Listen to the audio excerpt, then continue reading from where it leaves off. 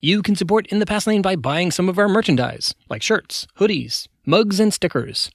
Just go to our website, inthepastlane.com. Thanks. Whoa, hit the brakes. You've arrived at the #1 drive-by for American history. Welcome to The Pit Stop.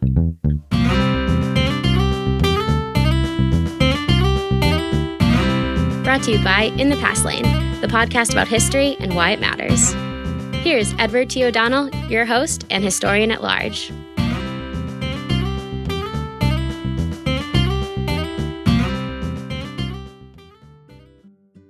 Hi everyone, welcome to The Pit Stop, your Monday source for history on the go in just about 5 minutes. We offer this feature every Monday, in addition to our full feature episodes. Here's what happened in American history the week of April 29th, 2019. Let's start with birthdays. May 2nd, 1903, that's the birthday of pediatrician Dr. Benjamin Spock, who was born in New Haven, Connecticut. In 1946, Spock published what became a bestseller for decades to come, Baby and Child Care. His reassuring message to American mothers on the opening page was, "You know more than you think you do." May 3rd, 1889, reformer Jacob Riis was born in Denmark. Riis wrote one of the most important books in American history, How the Other Half Lives, which was published in 1890. The book was an expose of the terrible housing conditions in New York City and their negative impact on public health and the lives of the poor, mostly immigrant masses. Riis's book inspired major reforms in urban housing. He once reflected on how social reforms take a long time to be achieved. Look at a stonecutter hammering away at his rock, perhaps 100 times without as much as a crack showing in it. Yet at the 101st blow, it will split in two. And I know it was not the last blow that did it, but all that had gone before.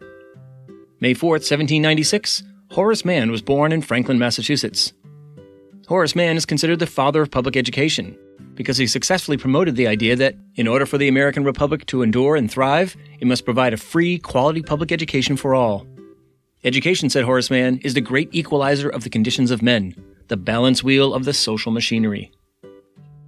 May 5th, 1864, the investigative journalist Nellie Bly was born in Cochrane Mills, Pennsylvania.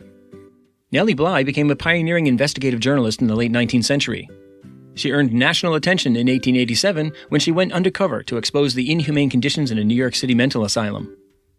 The following year, she traveled around the world in 72 days to beat the fictional record set by Jules Verne's character Phineas Fogg in his story Around the World in 80 Days. May 6, 1812, Martin Delany was born in Charlestown, West Virginia. Delany was a prominent African-American abolitionist, journalist, and doctor. After the Civil War, he emerged as the first proponent of black nationalism, which included a call for African Americans to return to Africa. Martin Delany once said, "I am not in favor of caste, nor separation of the brotherhood of mankind, and would as willingly live among white men as black, if I had equal possession and enjoyment of privileges, but I shall never be reconciled living among them, subservient to their will." Okay, what about events? April 30th, 1894, Jacob Coxey arrived in Washington, D.C. at the head of a few hundred men and women the press had dubbed Coxey's Army. The nation was suffering through a severe economic depression, and Coxey and his supporters had marched from Ohio to the Capitol to demand that Congress create a national public works program to put millions of unemployed and hungry Americans to work. Their demands were ignored, but 40 years later, during the Great Depression, the Roosevelt administration embraced the idea in a program called the New Deal. April 30th, 1975, South Vietnam fell to the forces of North Vietnam, marking the end of the Vietnam War. For Americans, this moment is captured in the photograph of people boarding a helicopter on the roof of the American Embassy in Saigon. If you want to learn more about the Vietnam War, check out In the Past Lane episode 39, featuring my interview with Ken Burns about his recent documentary about the war. May 4th, 1886, the Haymarket bombing took place in Chicago. In this incident, a bomb was thrown into the ranks of Chicago policemen who were breaking up a labor rally.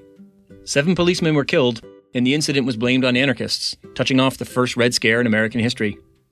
May 4th, 1970, Ohio National Guardsmen opened fire on an anti-war protest at Kent State University in Ohio, killing 4 and injuring 9.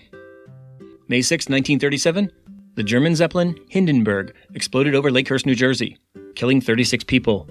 The tragedy was made famous by NBC reporter Herbert Morrison, who broadcast the event live, saying, "Oh, the humanity." Okay, time for the last word. Let's give it to Jacob Coxey, who arrived with his army of protesters in Washington, D.C. 125 years ago this week. When Coxey tried to deliver a speech outside the U.S. Capitol building, he was arrested. The speech was later published, and here's its most memorable passage. Up these steps the lobbyists of trusts and corporations have passed unchallenged on their way to committee rooms, access to which we, the representatives of the toiling wealth producers, have been denied.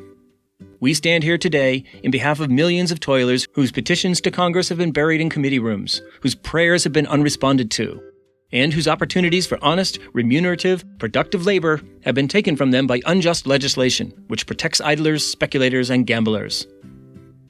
Okay, people, that's your history fix for the week. Now put it in drive and go make your own history.